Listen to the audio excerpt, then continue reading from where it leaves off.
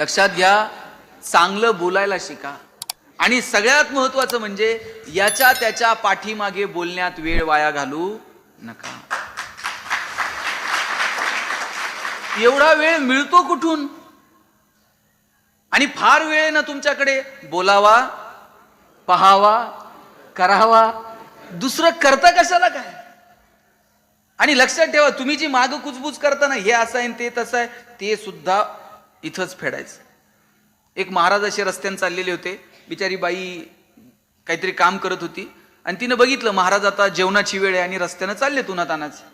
म्हणले महाराज 2 मिनिट या, तांब्याभर पाणी घ्या. महाराजांना पाणी दिलं.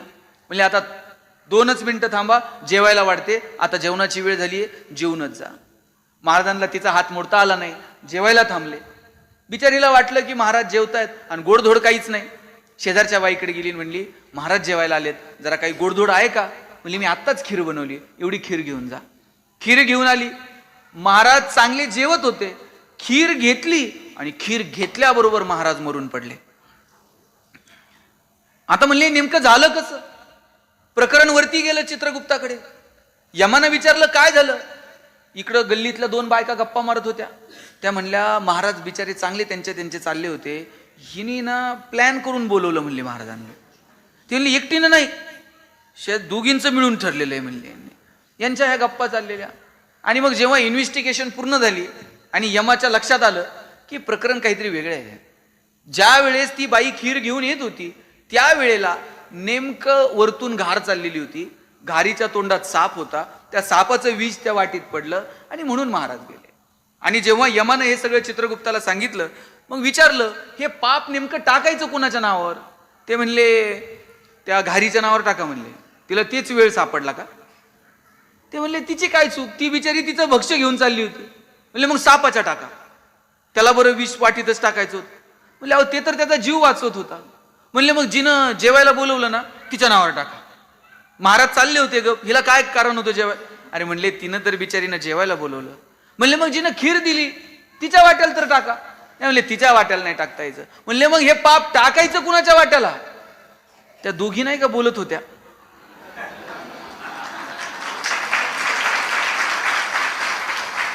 काही घेणं का?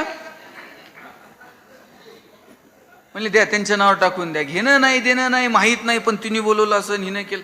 उगाच का आम्ही वेळ वाया घालवतो?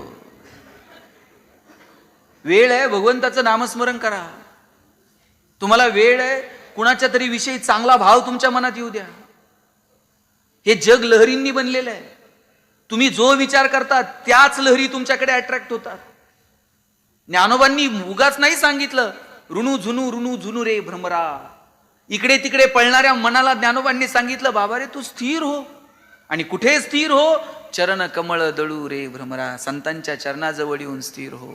पण आमचं मन असलंय ना, काही केलं ते स्थिर होत नाही. ते सहजासहजी थाऱ्यावर येत नाही. कुठून कुठे मन जाईल हे तुम्ही सांगू शकत नाही. बहिणाबाईंनी सांगितलं मन वढाय वढाय, किती हाकला ते परत. आणि म्हणून मनाला स्थिर करण्यासाठी नामस्मरण हा एक उपाय आहे.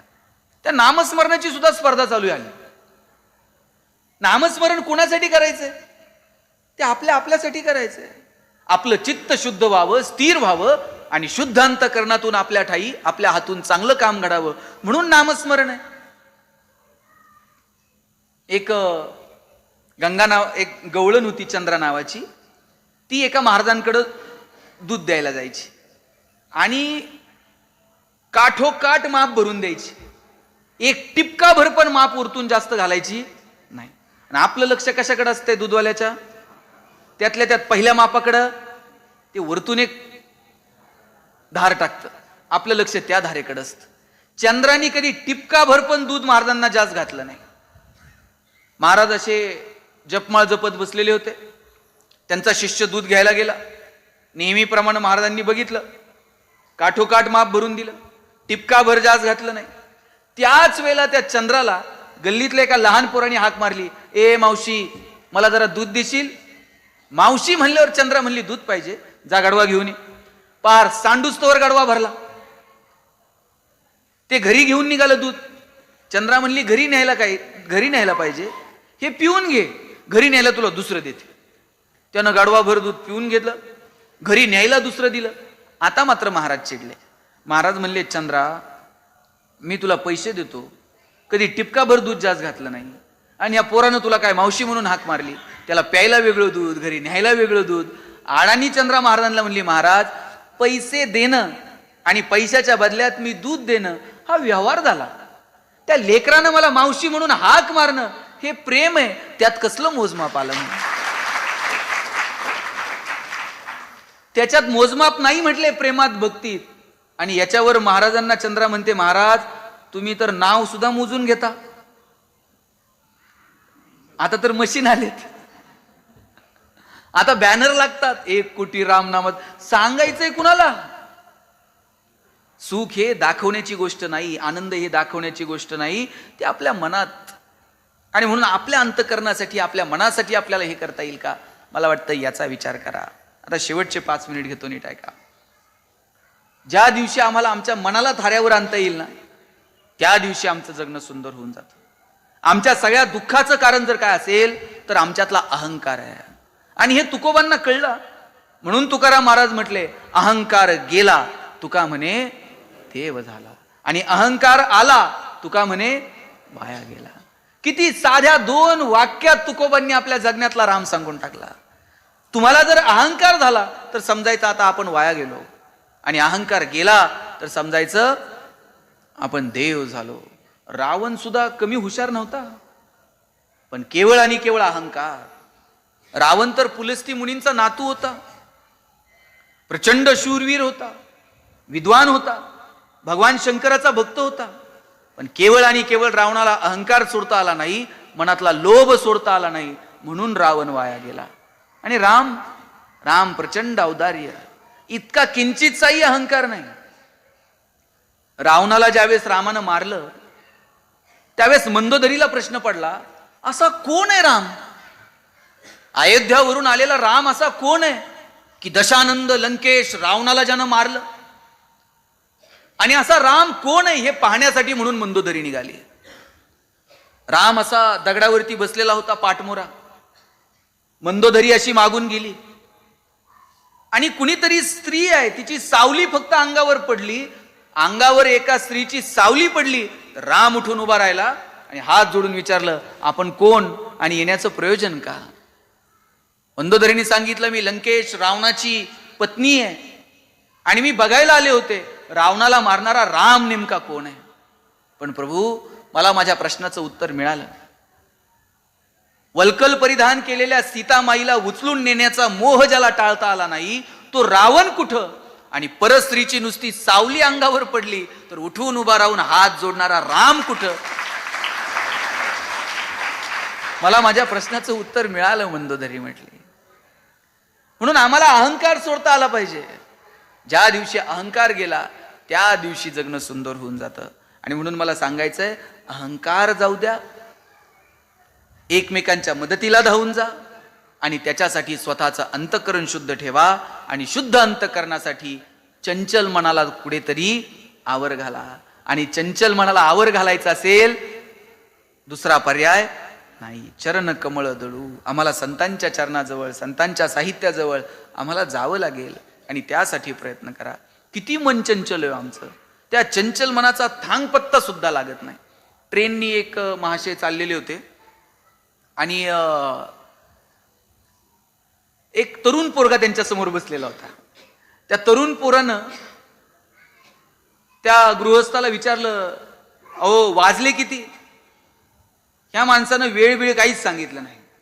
त्या पोराकडे असा बघत राहिला.